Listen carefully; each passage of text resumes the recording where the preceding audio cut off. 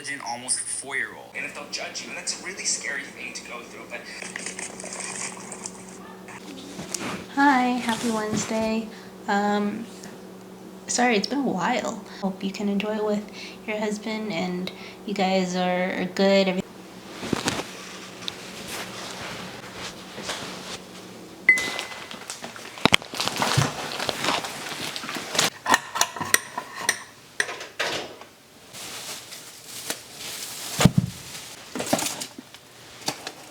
All of this was $62.53.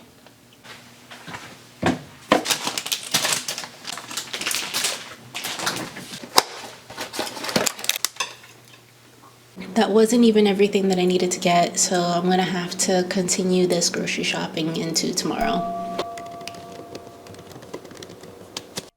I changed, and I think I'm just gonna add a clip of like what I looked like before and how I was trying to record myself over and over and over again. It's this camera. It has to be this camera specifically because I can't see myself, you know, when I'm recording. I've been talking to the camera for 3 hours. I should have done all the things that I wanted to do already within the 3 hours. Now that I've been recording myself and posting on YouTube for over 6 months, I've become more aware of my appearance, the way that I dress, how I live, but most importantly, my face.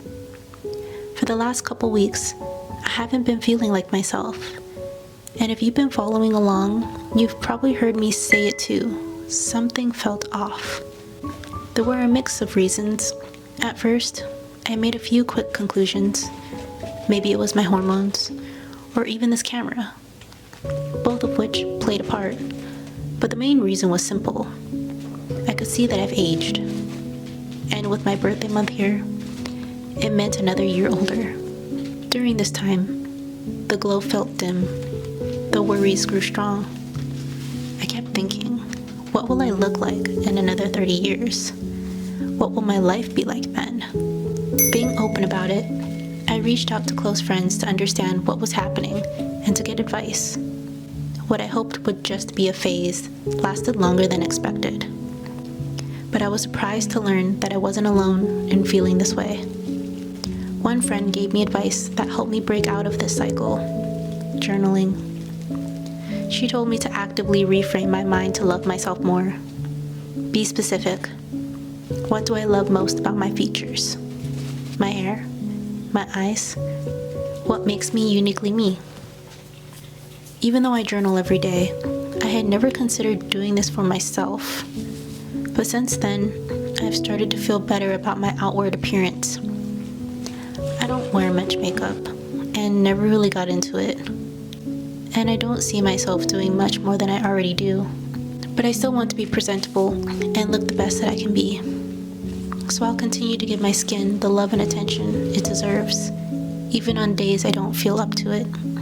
Another reason I felt this way was because I felt like life was moving on without me. My wrist injury, taking a break from my small business after burning out, and inconsistent media posts took me out of my usual rhythm. I stopped being consistent, and I felt like I was just getting by rather than truly living. I was always tired, like my brain was working overtime with constant overthinking. Then I realized I stopped allowing myself to be the main character of my own story.